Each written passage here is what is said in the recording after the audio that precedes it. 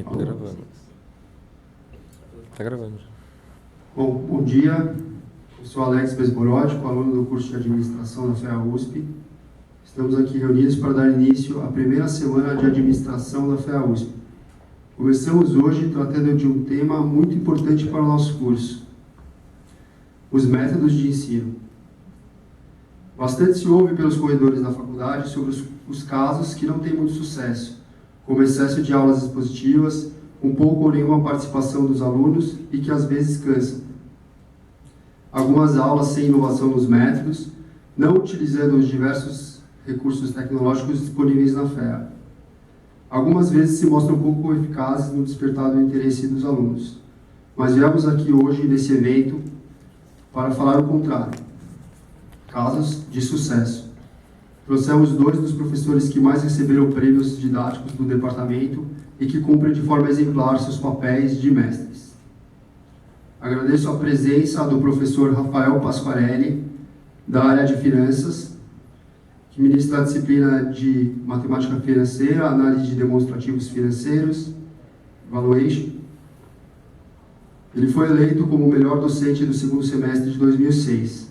Só entre 2005 e 2008 foi 4 vezes professor homenageado e recebeu 2 prêmios de desempenho didático. Em 2013, recebeu novamente prêmio de desempenho didático concedido pela FEA USP. Foi várias vezes professor homenageado nos diversos MBAs. Criou o site Com Dinheiro, voltado ao ensino de finanças. Vamos aplaudir.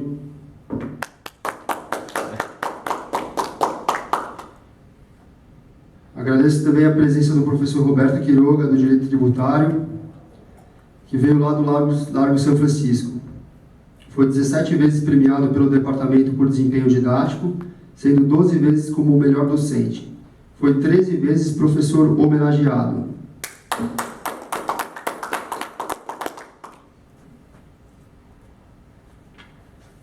Cada um terá 18 minutos para expor um pouco sobre seus métodos e experiências em aula. Após, abriremos para perguntas. Agradeço a presença dos demais alunos e professores e a você que nos assiste em casa. Lembrando a todos que o evento está sendo gravado e será disponibilizado por meio do site do CAVC. Começando com o professor Roberto Quiroga, com a palavra. Obrigado, Alex. É um prazer aí estar com vocês falando um pouco dessa minha atividade no magistério. Também é um prazer aqui conhecer pessoalmente o professor Rafael, que eu não conhecia. Bem, eu acho que o que vocês querem é que a gente fale um pouco das nossas experiências como professor e, de uma certa forma, que tente delinear algumas características, né, ou o que fez com que nós, como professores, primeiro gostemos de estar aqui como professores, por que a gente tem essa função como professor e, de uma certa forma, quais são as dicas, né? Quais são as técnicas, quais são os pontos que fazem que os alunos nos prestigiem com todos esses prêmios. Bem, acho que a primeira coisa que para mim está muito clara, e eu sempre tive isso presente desde que comecei a dar aula, né? Existe assim um pouco um mito de que você dar aula ou você falar bem ou você efetivamente conseguir ser um orador, que na verdade isso é uma vocação, que você nasce com ela, né? Depois de 26 anos que eu estou no magistério, comecei a dar aula em 1989 como professor da GV, eu posso assegurar a vocês que 20% é vocação, talvez, e 80% é técnica, né? O problema, na minha visão, é que muitos professores, muitos educadores, eles têm um pouco preconceito de receber capacitação para ministrar uma aula com algumas técnicas. Eu vejo isso de alguns colegas meus, eventualmente na faculdade de Direito, vejo isso e vi também nas faculdades que eu ministrei aula, né? Então, assim, basicamente eu entendo que, claro, tem algumas pessoas que são mais extrovertidas, gostam de falar, se dão melhor, tem uma linguagem mais adequada, tem uma fonoaudiologia melhor no sentido de se expressar, mas eu não tenho dúvida que 80% de aula é técnica, né? E que a gente vai falar um pouquinho, talvez eu vou falar um pouquinho dessas técnicas que eu fui aprendendo, eu fui sendo capacitado nas faculdades em que eu ministrei, principalmente no Getúlio Vargas, eu tinha aulas de como dar aula, né? E obviamente depois eu me aperfeiçoei por métodos pessoais, mas sempre lendo algumas coisas, vendo alguns vídeos. Então assim, eu acho que isso é totalmente possível. Eu queria iniciar com um trecho, na verdade, falar para vocês que a primeira vez que claramente identifiquei o que é dar uma boa aula, o que é ser um bom professor, eu li num livro do professor Goffredo Teles, que para quem não conhece, é um professor emérito da São Francisco, já falecido, enfim, uma figura extremamente ilustre, e ele tem um livro chamado Folha Dobrada, que é a autobiografia dele. E num dos capítulos vai dizer justamente o que é uma boa aula, porque ele sempre foi um excelente professor na São Francisco, aplaudido de pé e etc. E ele basicamente resumiu o seguinte, para você dar uma aula, uma boa aula, para você ser um bom professor, precisam 3 coisas, ele falava. Primeiro, conhecimento no assunto que você está dando aula. 2, ele falava, simplicidade na exposição. E 3, amor pelos alunos. Né? Eu acho que ele sintetizou aquilo que, a meu ver, sem dúvida nenhuma, faz a diferença quando alguém vai ficar, por exemplo, 1h30, como a gente fica aqui na Fé, às vezes 2 horas, falando sobre uma matéria. Quer dizer, você precisa ter claramente conhecimento do que você está falando, e para isso você tem que ter uma preparação. 2, e aí é uma opção importante, depende um pouco do quando a gente está falando de curso de mestrado e curso de graduação. O professor Goffredo Teles fala simplicidade na exposição, né? Então assim, eu sempre optei por isso, numa aula de graduação, em que eu tinha 45 minutos, ou uma dobradinha de 45 ou de 50 minutos, né, num curso que nós temos 60 horas aula, como ministrar um conteúdo extremamente complexo e grande para um grupo de alunos, né? Então não adiantava eu ser erudito, de eu trazer 1000 doutrinas, de eu querer efetivamente que o aluno, nessa 1h30, aprendesse tudo, por exemplo, sobre o conceito de tributo. Eu sempre dei como prioridade dar a ele uma informação muito didática, para que aí sim, ele depois, nos seus estudos particulares, ou em aulas de seminário, ou por intermédio de outros dispositivos, como nós temos hoje, toda a tecnologia a nosso favor, que ele pudesse realmente aprofundar o seu estudo naquilo que ele estava fazendo. Então assim, diferente, por exemplo, numa aula de mestrado. Numa aula de mestrado, você obviamente já vem com os textos totalmente escolhidos, o aluno ele já vai ter que ter desenvolvido todo um trabalho de análise e aí sim ele vai efetivamente entrar no estudo. Então assim, a simplicidade tem muito a ver com a natureza do curso que você dá. Enfim, e o terceiro requisito que ele fala é o amor pelos alunos. Eu digo muito isso. Eu sou advogado também. Muitas pessoas me perguntam assim, você dá aula porque na verdade você quer ter um prestígio ou você quer ter um status porque você conhece clientes, você conhece mais coisas. Eu sempre falei o seguinte, olha, se eu quero dar aula, se eu vou dar aula, eu quero que o meu aluno daqui 10 anos lembre, o Quiroga deu uma boa aula. Porque pior é aquele professor que não se dá conta disso e é um péssimo professor. Didaticamente não consegue transmitir aos alunos, porque os alunos, na verdade, daqui a 10 anos vão falar, poxa, mas aquela aula não era legal. Então, acho que dentro disso, o que o Goffredo fala é que precisa ter amor pelo que você faz. Isso é verdade. Quer dizer, se a gente vem dar aula totalmente já desanimado, ou por uma obrigação, com certeza, essa aula não será boa. E eu, pelo menos, estou há 26 anos no magistério, é o 26º ano de aula ininterrupto que eu dou. Toda aula que eu venho, eu me empenho em dar a melhor aula possível, porque eu quero que esse meu aluno lembre, anos depois, de que realmente eu fui um bom professor, né? Então, assim, esses 3 requisitos dele, conhecimento do assunto, simplicidade da exposição e amor pelos alunos, eu estou convencido que é o tripé para você dar uma boa aula e ser um bom professor. Algumas técnicas que eu acabei usando e aprendendo no dia a dia de como dar uma boa aula. Eu li isso num livro de filosofia, que é o seguinte, a aula, basicamente, nós usamos os 5 sentidos. Quais são os sentidos? Visão, audição, olfato, tato e paladar. Então, na verdade, a aula é sensorial. Então, quando eu falo muito alto, todo mundo presta atenção. Eu estou sentado aqui, mas se eu me movimento, isso faz com que as pessoas prestem atenção em mim. Então, na verdade, uma aula é um pouco sensitiva, ela tem que mexer com os sentidos. Então, falar alto ou falar baixo, né? Mover-se numa classe, tem a ver. É claro que numa aula de direito eu não posso ter nem tato, porque é assédio, não pode ter tato. Também não pode ser, não tem paladar, né? E não tem olfato. Mas eu me lembro, quando eu estudava no Bandeirantes, no Colégio Bandeirantes, e eu tinha aula de química com o professor Osmar, eu me lembro claramente do cheiro do laboratório, né? Como esse auditório aqui tem um cheiro, como a Fé tem um cheiro, como a São Francisco tem um cheiro. Então, são questões sensitivas. Por isso que um professor, às vezes, muito monótono, né, que fica na sala falando no mesmo tom, não se mexe, etc., 1h30, por mais que ele queira transmitir conhecimento, ele não vai conseguir. Por isso que ele tem que mexer com os sentidos, né? Falar alto, falar baixo, mexer-se na sala, né? Então, assim, obviamente que na aula de Direito e numa aula de Administração, talvez, você vai mexer muito com a audição e a visão.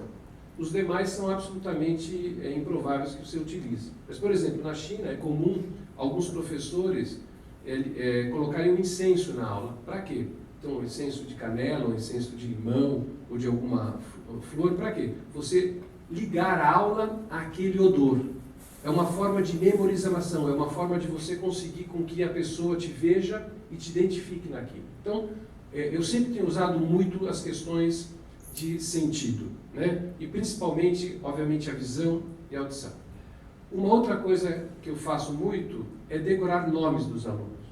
Por exemplo, na FEA nós temos 100 e poucos alunos, mas é difícil decorar. Mas sempre a minha vida, desde o primeiro ano de faculdade, que eu dava aula na AGV em 1989, eu comecei a decorar os nomes dos alunos. E à medida, ou não de todos, mas pelo menos de parte dos alunos.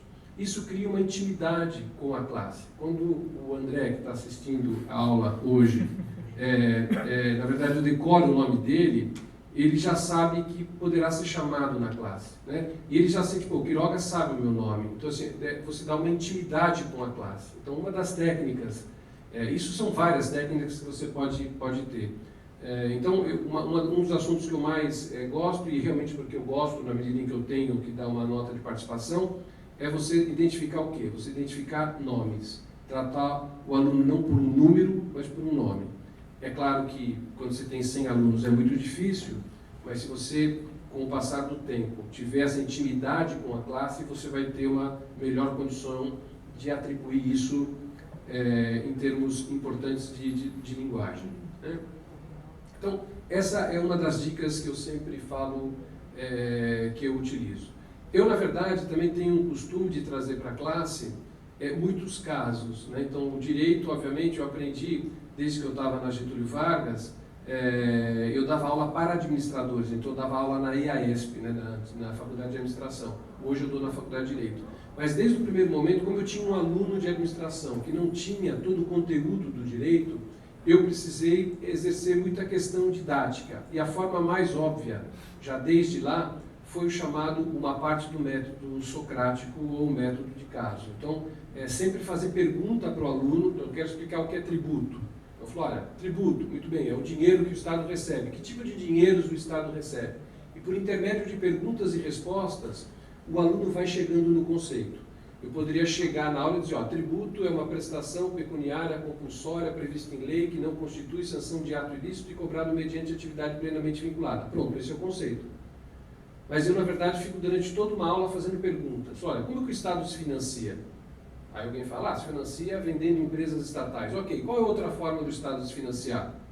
O Estado recebe multas. Qual é a outra forma? Eu pago imposto, enfim.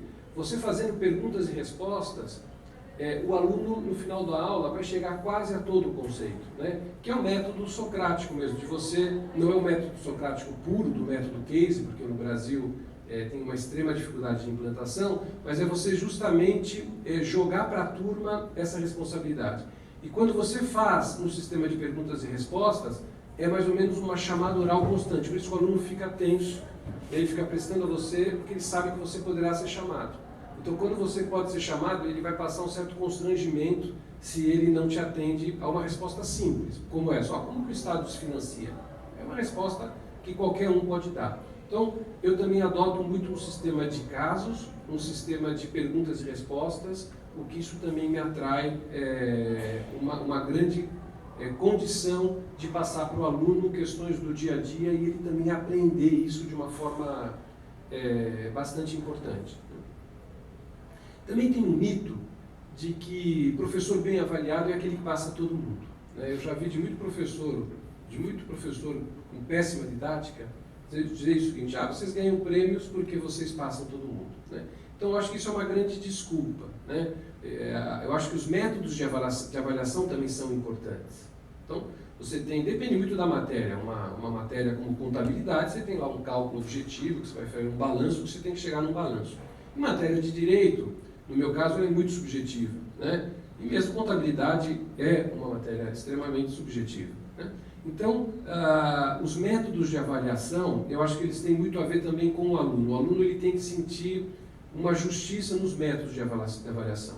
E se o professor não é um bom professor, didaticamente, se ele não consegue com que o professor que ele goste da aula, dificilmente ele vai achar a sua avaliação uma avaliação justa, Então, no meu caso especificamente, eu tenho as aulas expositivas, mas que na verdade é sempre num sentido de perguntas e respostas, para se chegar ao conceito.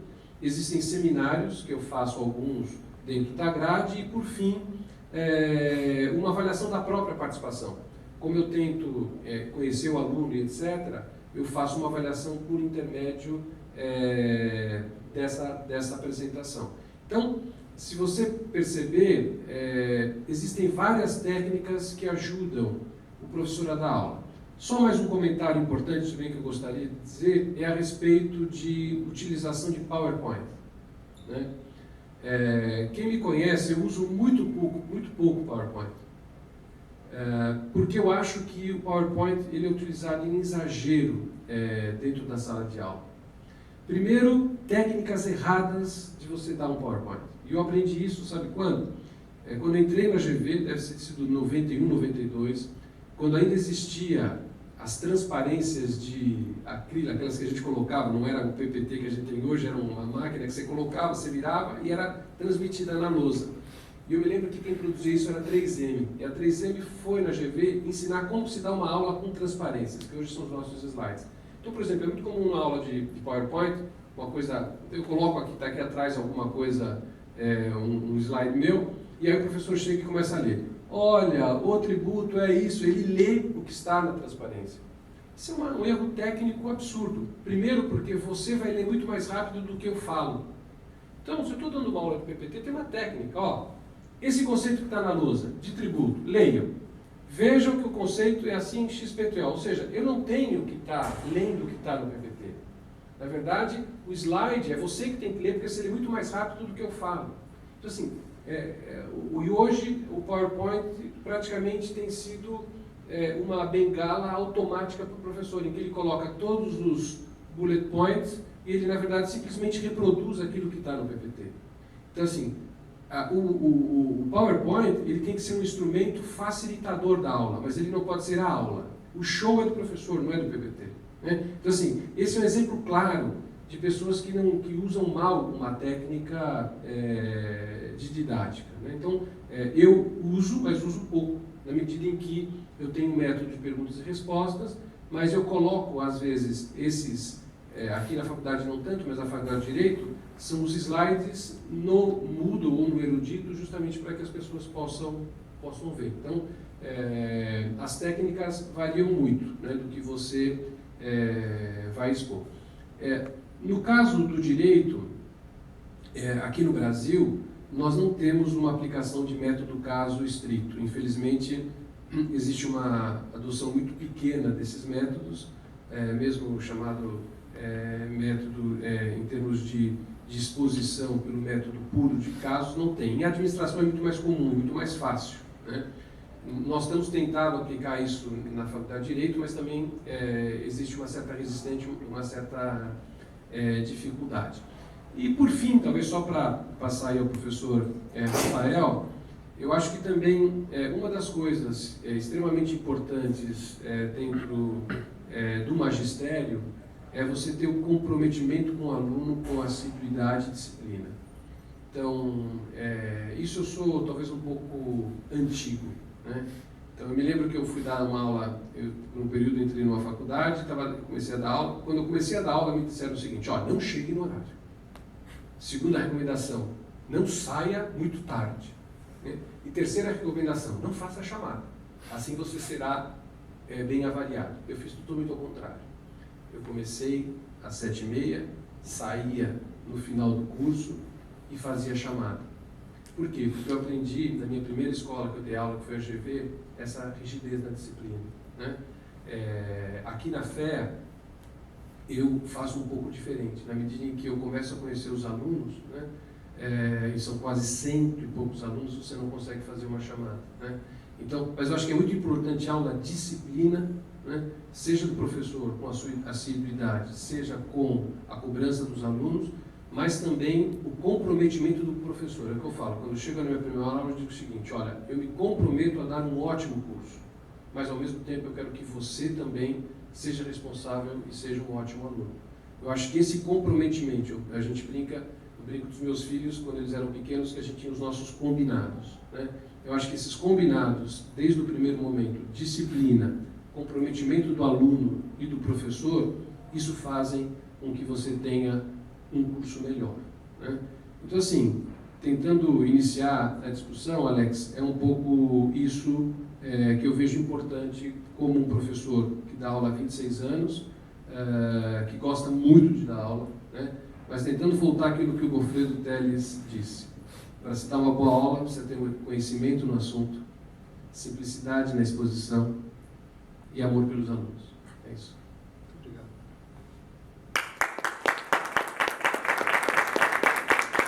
Eu vou passar a palavra para o Rafael. Eu só queria pedir para quem quiser encaminhar perguntas para a mesa, já quiser ir preparando perguntas, assim que o professor Rafael terminar, a gente vai poder fazer algumas perguntas para os dois. Boa tarde a todos. Só vou colocar aqui o meu celular para ver a hora. É uma satisfação muito grande estar aqui com vocês. E eu vou estruturar a minha apresentação como se fosse um filme. Sabe aqueles filmes que começam mostrando como é hoje e de vez em quando mostra como era no passado para poder explicar por que hoje as coisas são assim. Então, tenho essa imagem. Eu vou falar como é hoje e volta e meia eu retrocedo e mostro como eu comecei a dar aula e por que eu faço as coisas da maneira que eu faço. Ponto número 1. Quando eu começo a dar uma aula aqui na FEA, eu começo dizendo o seguinte: vocês têm alguns dias para desfazer a minha matrícula, desfazer a matrícula da minha disciplina. Por que eu faço isso? Porque eu digo que não vai ser fácil. Então eu coloco a régua, o sarrafo lá em cima. Primeiro ponto. Na minha disciplina, a média é geométrica. O que isso significa? Você vai fazer a P1, vai fazer a P2, eu vou multiplicar as notas e vou tirar a raiz quadrada. Isso significa que se você tirar 10 na primeira prova e tirar 2 na segunda prova, você não vai passar. Qual é o meu objetivo a fazer isso? Você precisa ser regular, ou seja, o aluno precisa ter regularidade. Voltando agora um pouco. Já aconteceu aqui na FEA e em outros lugares que eu dava aula, e aconteceu comigo mesmo, quando eu fiz poli, de tirar 10 na primeira prova e largar a matéria. Porque a média seria aritmética. Então, se eu tenho uma disciplina com 2 provas, e o aluno já tira 10 na primeira ou 9 na primeira, ele tem pouco incentivo a continuar estudando. Então, nos primeiros 15 minutos de aula, eu falo, vocês ainda têm 10, 15 dias para desfazer a matrícula. Portanto, se vocês escutarem os meus próximos 15 minutos, vocês vão estar bem certos que vocês vão ter condições de concluir a disciplina. Então, primeiro ponto, a minha prova é P1, P2, não tem trabalho em grupo, não tem consulta e eu não ajudo a nota. Outro ponto, os alunos serão instados a fazer trabalhos voluntários. Então, como que é um trabalho voluntário? Eu acredito muito no voluntariado. Um aluno vai fazer um trabalho voluntário que, se ele for bem, ele vai tirar 0. Se ele for mal, a nota é negativa. Então, por que um aluno iria querer fazer um trabalho voluntário? Bom, o aluno vai se voluntariar na minha disciplina chegando atrasado, saindo antes da aula, deixando o telefone tocar, vibrar ou fazendo qualquer comentário impertinente. Então, com este prólogo, quem ficar até o final da aula, até o final do curso, está realmente interessado em assistir a aula. Então, o combinado que eu faço é, eu vou tentar dar a melhor aula do mundo. E de vocês, eu espero que cheguem na hora, saiam quando a aula acabar e se esforcem ao máximo para que eu consiga dar o máximo de conteúdo possível. Então, quem vai ficar na aula depois de escutar isso é gente realmente interessada. E, efetivamente, alguns já vão ficar pelo caminho logo na primeira aula, não vão fazer nem a segunda. Eu já tive vários casos de alunos não irem para a segunda aula porque eu já deixo isso bem claro. É sério, não é brincadeira. Isso é muito importante, particularmente para vocês que estão numa escola pública e que é o Estado que paga. É o tributo que vai ser utilizado para poder pagar a permanência de vocês aqui numa escola de altíssimo nível. Então, algo que eu faço é o combinado. Olha, pessoal, não vai ser fácil. Eu não vou ajudar, faz um trabalhinho ali de grupo para aumentar a nota. Não tem isso. É pelos seus méritos. Esse é um ponto. Fazer um combinado, dizer o seguinte, é sério, não chega atrasado. Hoje o aluno chegou atrasado. Na hora eu já passei um trabalhinho extra para ele. Tá legal? Já passei um trabalhinho extra para ele. Hoje o tema da minha aula foi swap.